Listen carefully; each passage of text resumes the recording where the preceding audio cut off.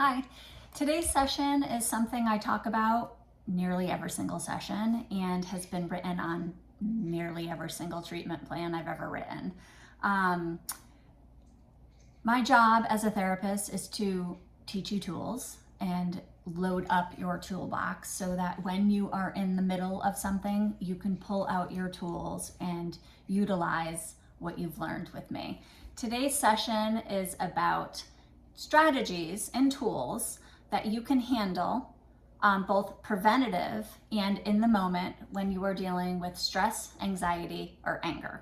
My name is Jennifer Spring. I'm a licensed marriage and family therapist in Southeastern Connecticut. And here we go. So I'm going to break this down and quickly touch upon what I think and has been proven to be preventative care. Things that you should be doing and practicing in your life every day so that you build up better well-being, higher well-being, more resiliency, better health, both physically and mentally, so that you can handle life and this what happens in the moment: intensity, stress, angry moments, panic, impatience, intolerance, anger. Okay, so I'm going to go through my list of preventative care. I'm going to sound like a broken record because you pretty much can guess what I'm going to say, right?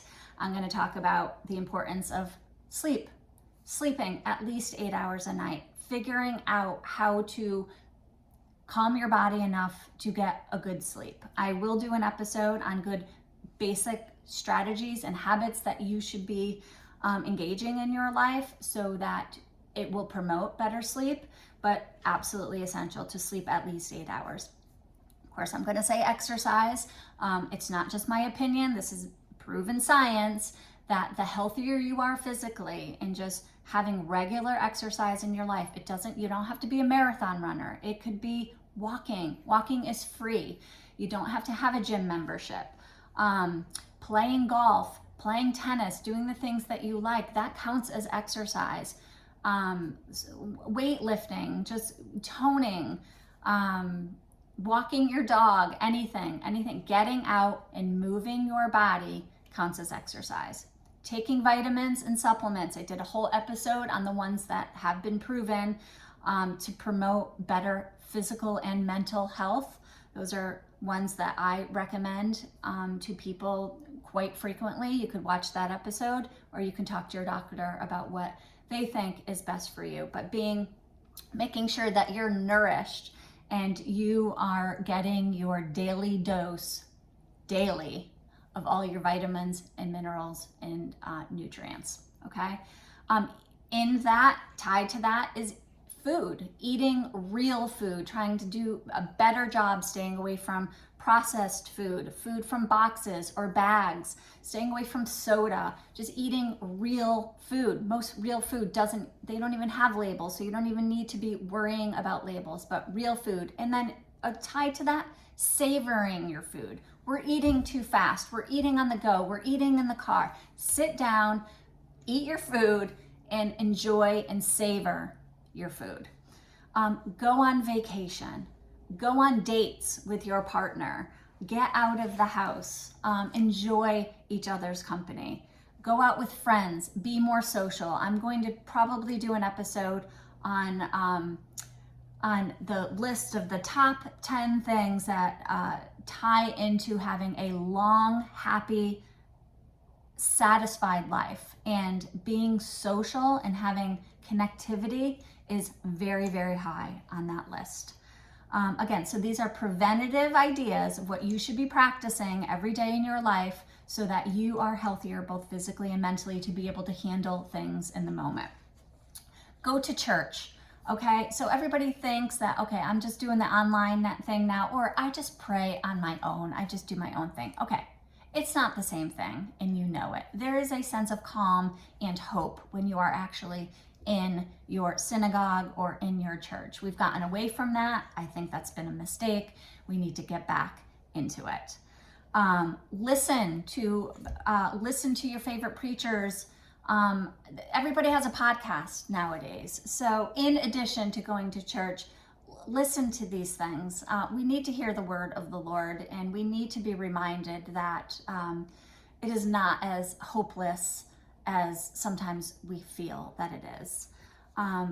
Get yourself around water. So it's been proven that just being around the ocean, even just visualizing it, if you don't live in an area that is on the coast, to just visualize water, look at photos of it, look at images or videos. There's something very powerful and something very majestic about water.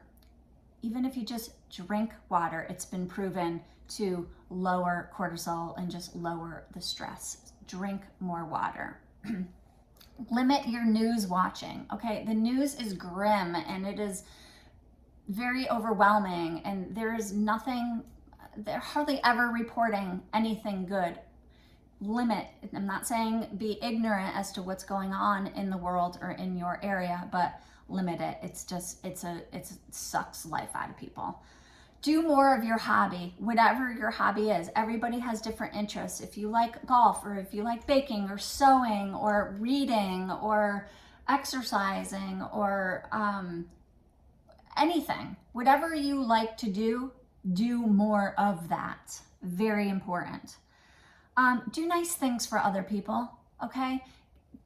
Say nice things, do nice things. It makes us feel good about ourselves.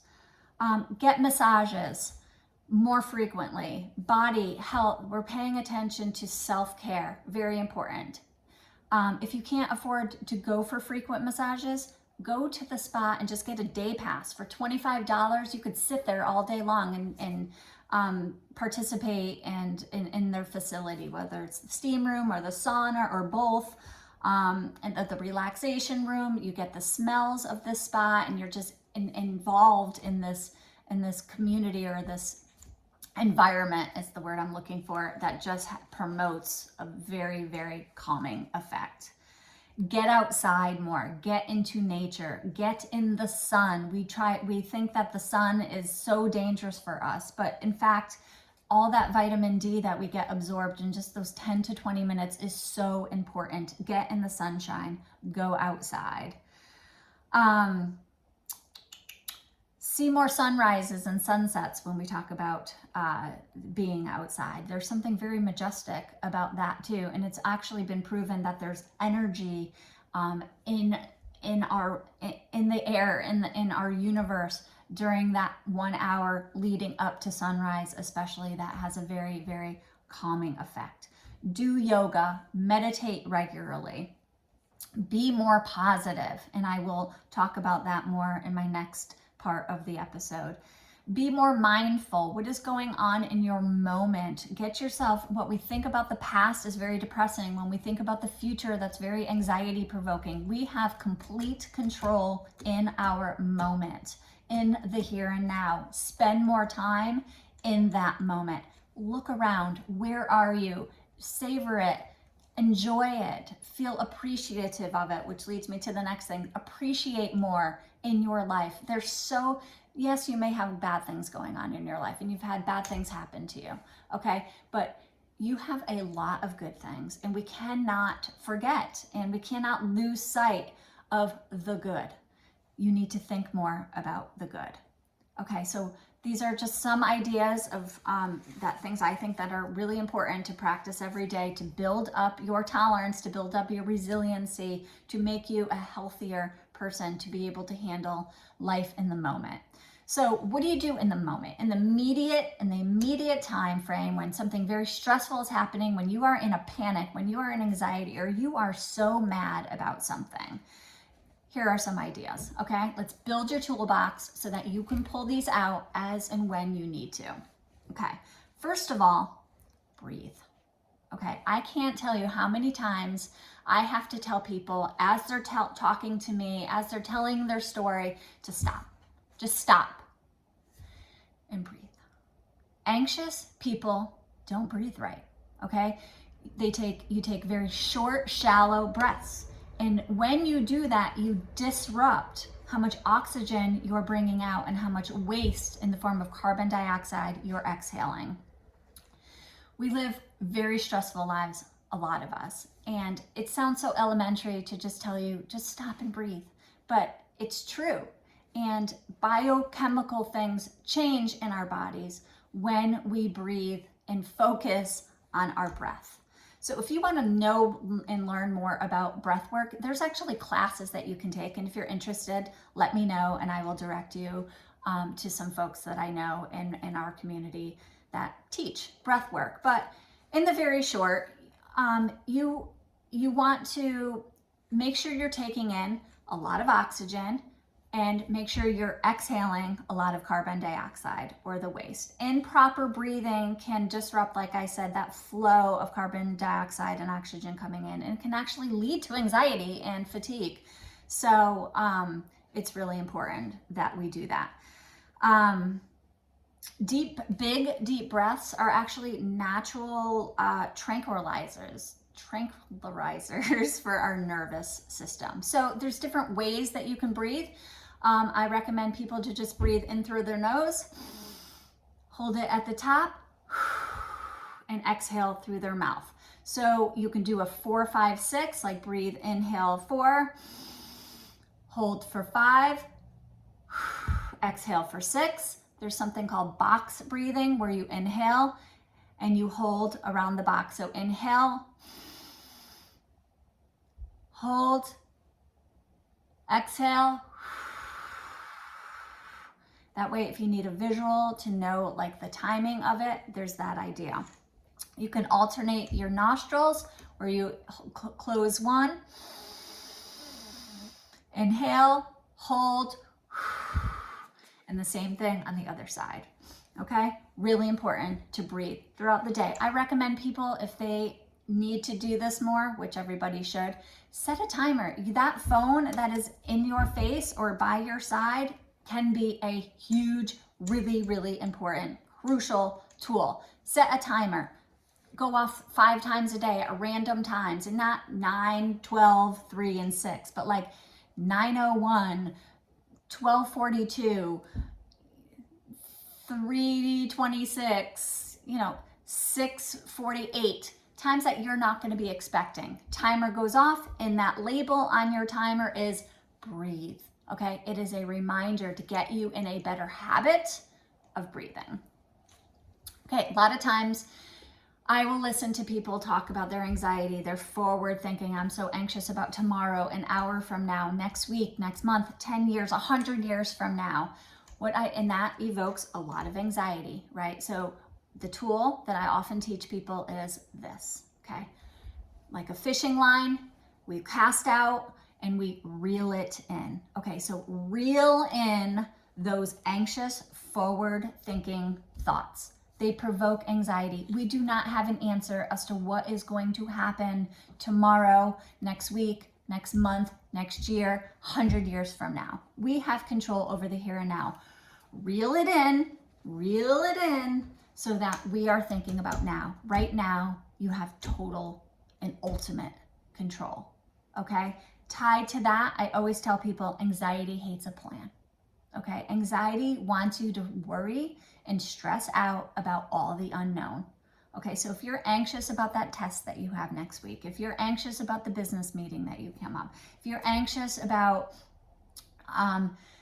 your wife, something, I don't know, whatever.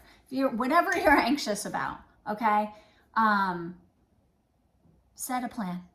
Think about, okay, where can I get control over this? What can I do to study for that test? Develop your plan and write it down. That takes one step further in my mind from getting it out of your head, putting it onto paper. It always seems so much less overwhelming when we see it.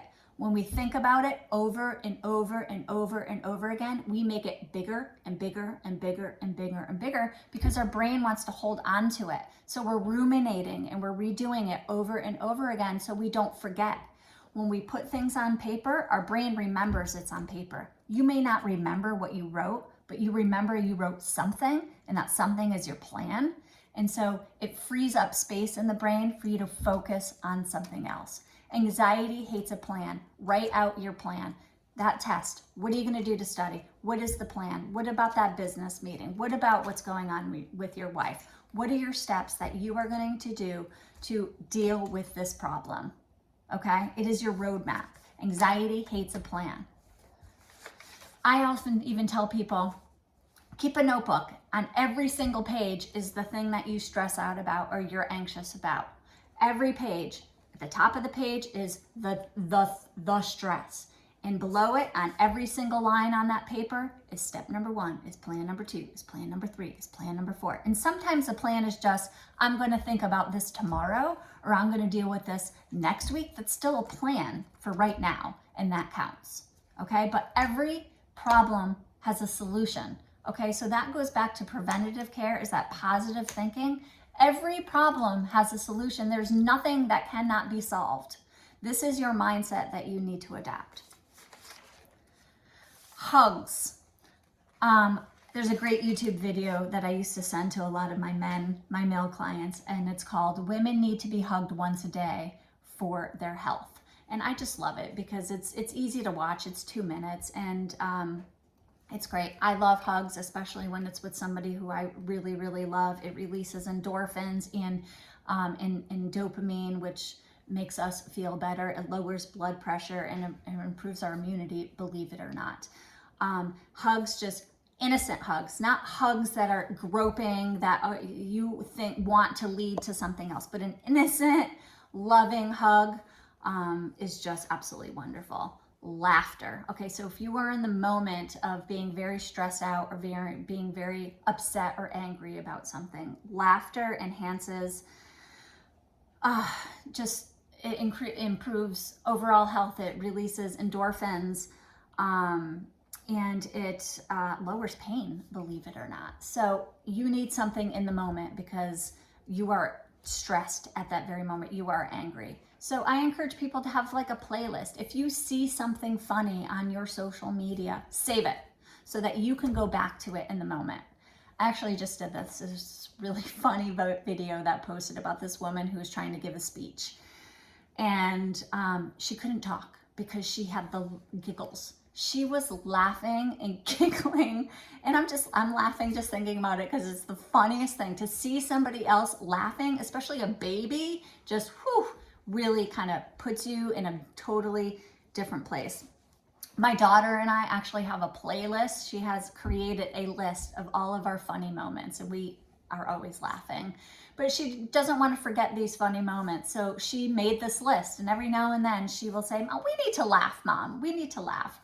And she will start reading some of these examples of the list, and literally it's just as funny the 20th time that it is in that moment. We laugh and like we can't breathe. We're crying and can't breathe, and our stomach is killing us because we are laughing so hard from something that happened years ago that was funny in the moment. Don't forget those moments.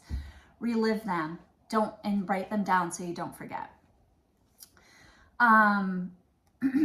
That laughing, let me just explain science a little bit more. It really quickly increases our heart rate and our blood pressure really fast, and it stimulates our heart and our lungs and our muscles quickly.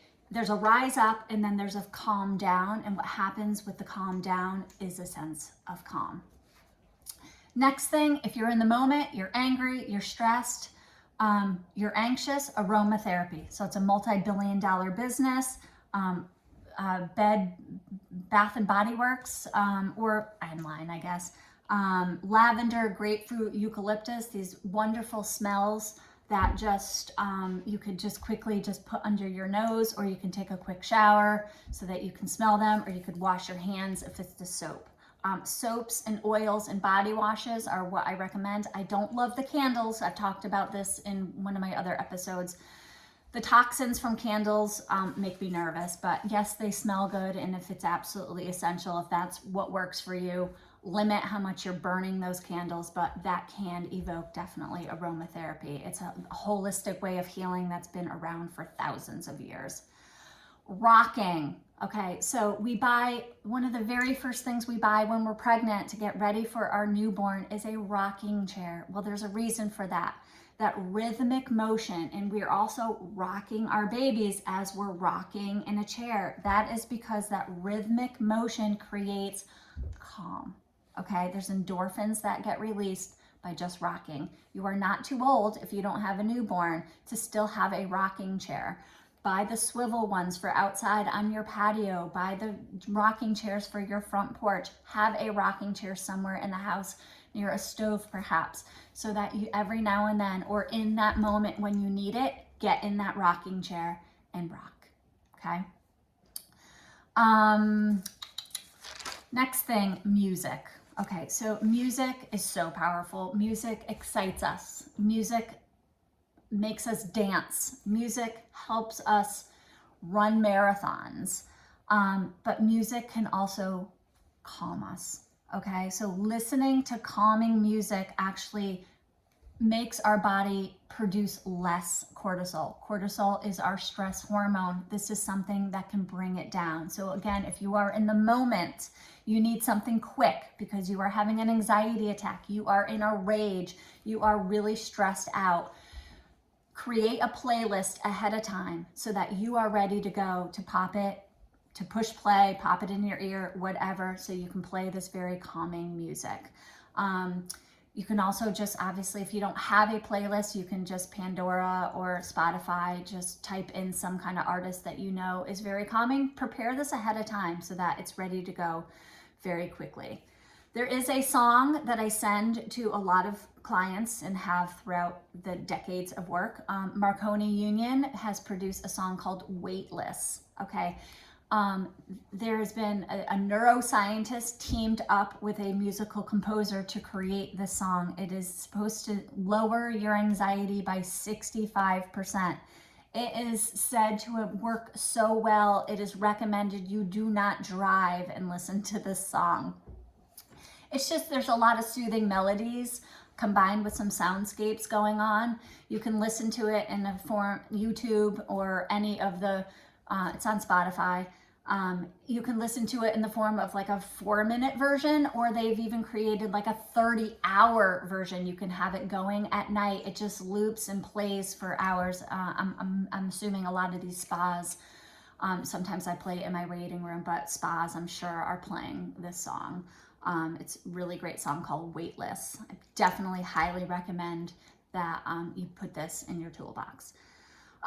Speaking of sounds, there's all kinds of sound apps now out there. If you like the sound of the ocean, the waves coming in and going out, a river flowing, the crickets, a clock going tick, tick, tick, a cat purring, a fan.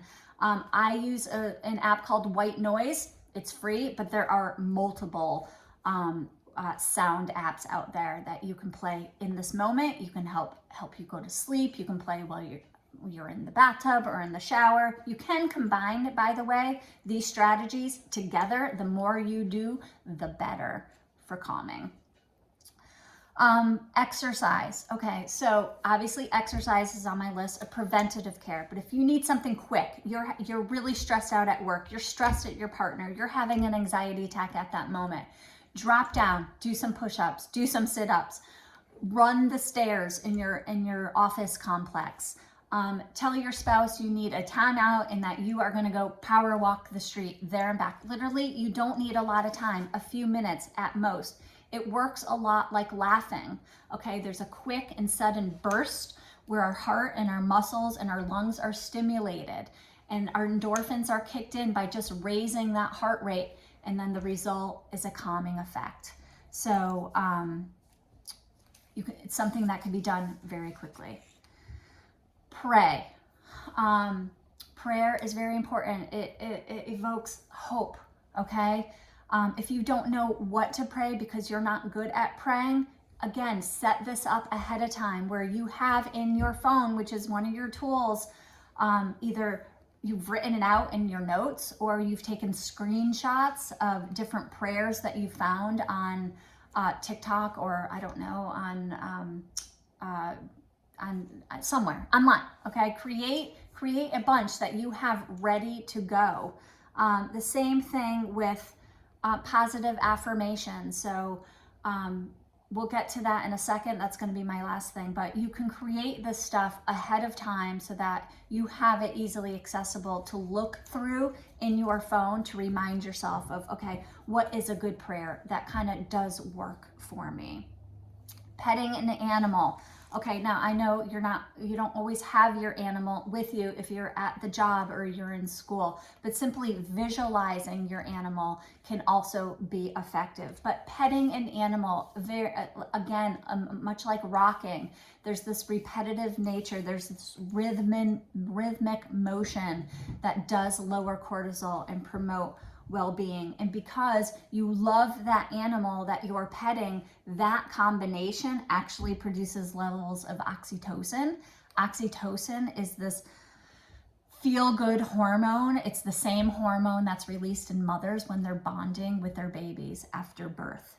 Okay, so the rhythmic motion of petting combined with our feeling of love, combine that also with the soft texture of their fur, all in combination is amazing for calming. And again, if you can't have that animal with you because you're having an anxiety attack or a stress attack or an anger attack outside of your house, away from your animal, you can visualize that animal. You can even visualize petting their ears or petting their heads if it's a cat or whatever.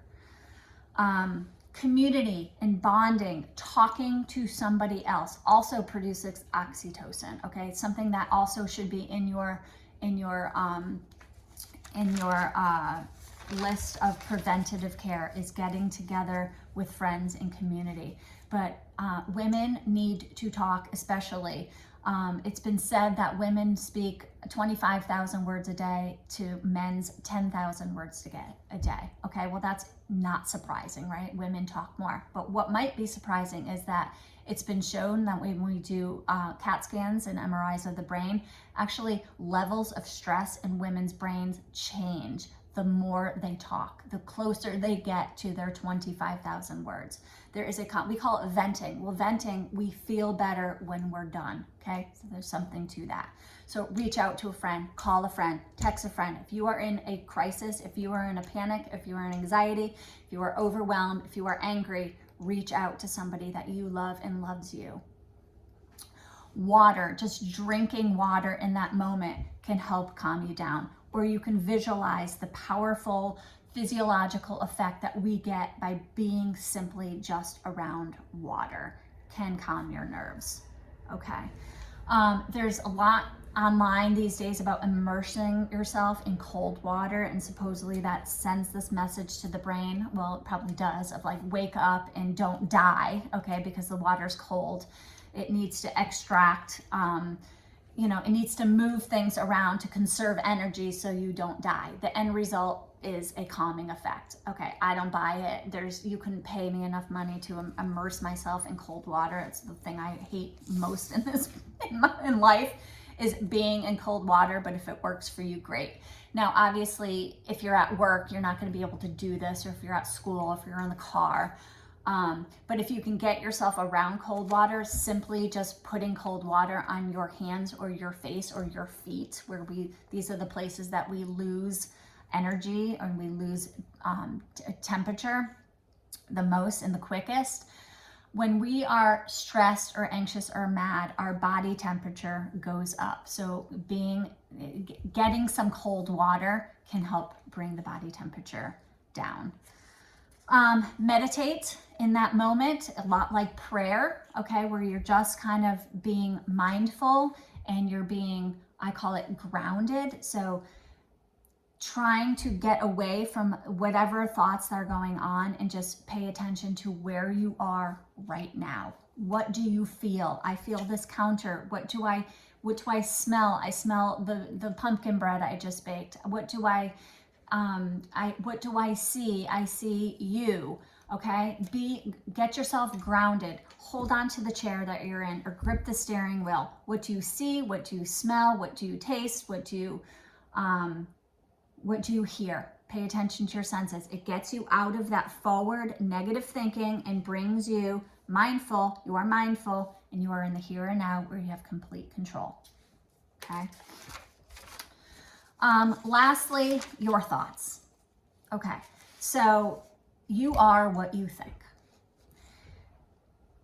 This is so important, and I have to constantly stop people in their tracks as they're talking and remind them that where they are is not in a good place. Wrong thinking can disable you, and right thinking can enable you. You are what you think, okay? Negative thoughts manifest into chemical reactions that actually can affect your body and cause you more stress. Why are you doing that to yourself? By contrast, positive thoughts can actually release neuropeptides in our body that help fight stress. Why aren't you doing that? Okay?